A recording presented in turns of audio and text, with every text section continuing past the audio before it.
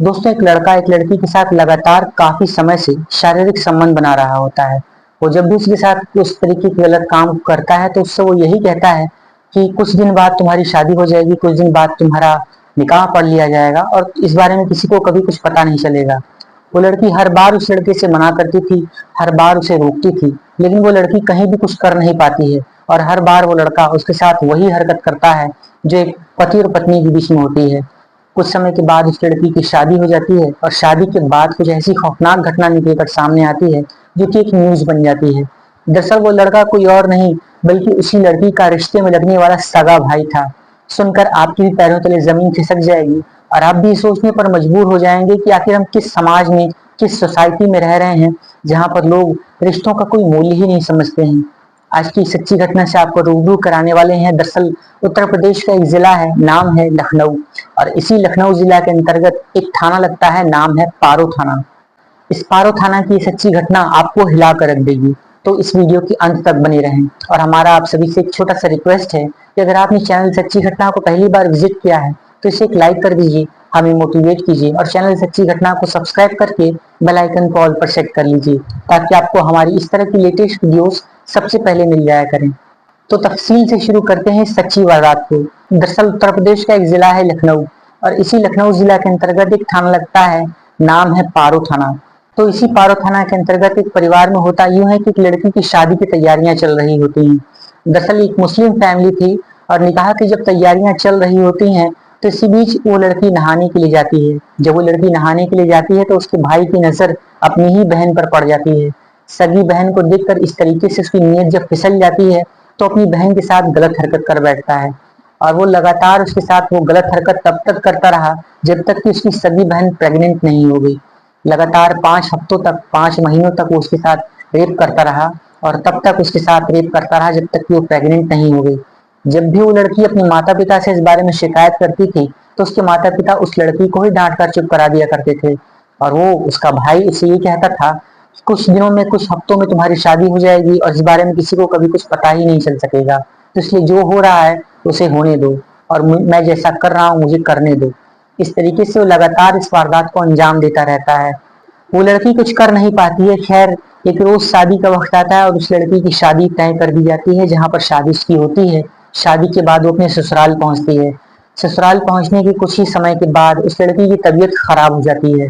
जैसे ही ससुराल वाले देखते हैं कि उस लड़की की तबीयत खराब हो गई है, तत्काल डॉक्टर को बुलाया जाता है। महिला डॉक्टर आती हैं, उसकी जांच पड़ताल करती हैं और जांच पड़ताल में प्रथम दृष्टया वो ये कहती हैं कि दरअसल ये जो लड़की है ये करीब 5-6 महीने की प्रेग्नेंट लड़की है।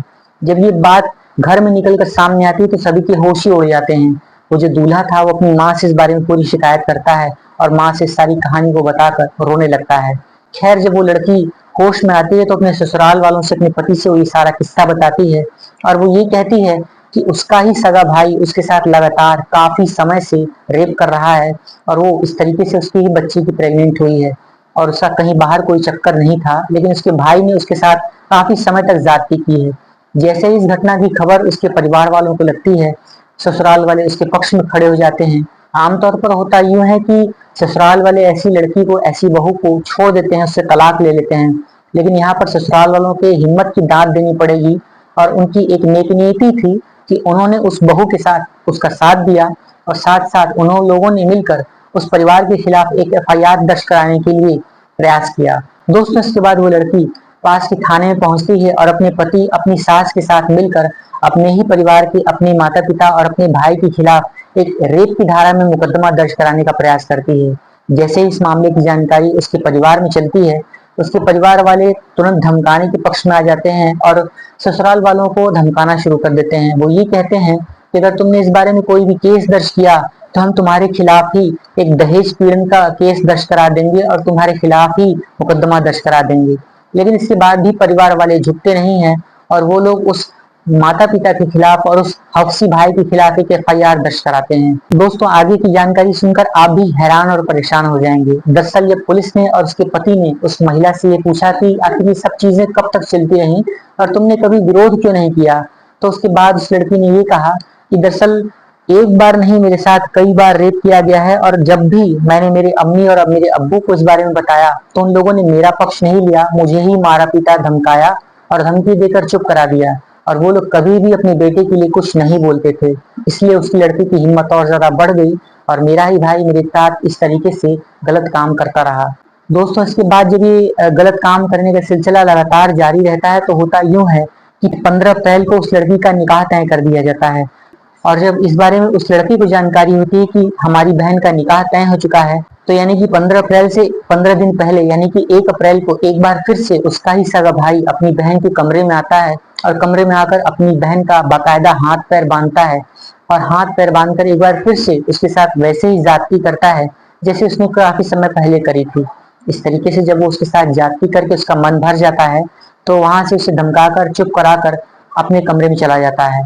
इसके बाद उस लड़की का विवाह तय हो चुका था, उसकी शादी तय समय पर एक युवक के साथ तय हो जाती है। निकाह होने के बाद जब वो लड़की अपने ससुराल पहुंचती है तो कुछ समय के बाद उसकी तबीयत खराब हो जाती है। पहले तो ससुराल वालों ने ये समझा कि शायद किसी कारण से उसकी तबीयत खराब हो चली है। निकाह की इतनी सारी तैयारियों और थकान की वजह से उसकी तबीयत कुछ ठीक नहीं है।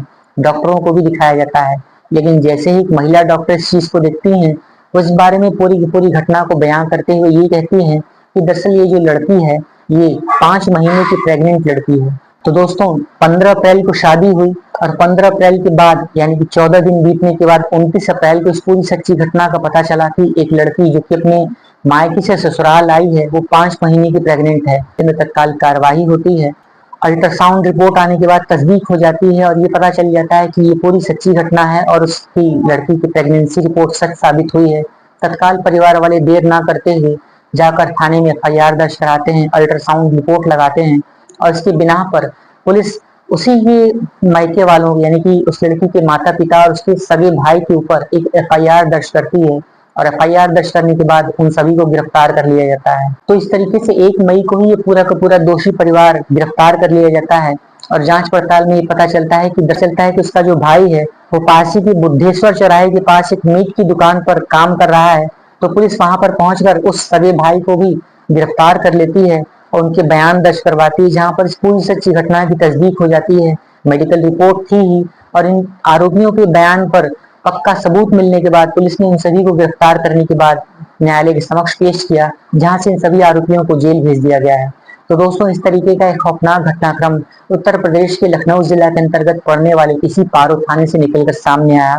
आप इस पूरी सच्ची घटना के संबंध में क्या कहना चाहते हैं? क्या एक सगे भाई को अपनी बहन के साथ इस तरीके का गंदा व्यवहार करना चाहिए था या फिर नहीं?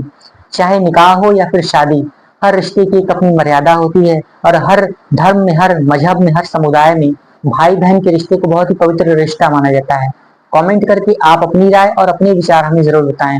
दोस्तों, इस पूरी सच्ची घटनाक्रम को सुनाने का उद्देश्य किसी का भी दिल दुखाना या किसी को भी परेशान करना नहीं है।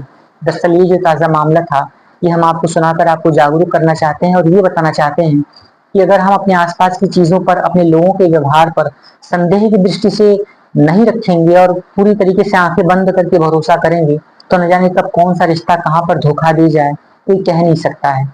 तो एक नई वीडियो लेकर एक नई सच्ची घटना के साथ हम आपसे फिर मिलते हैं। तब तक के लिए आप सभी का बहुत बहुत धन्यवाद इस वीडियो को अंत तक देखने के लिए। Thanks for watching.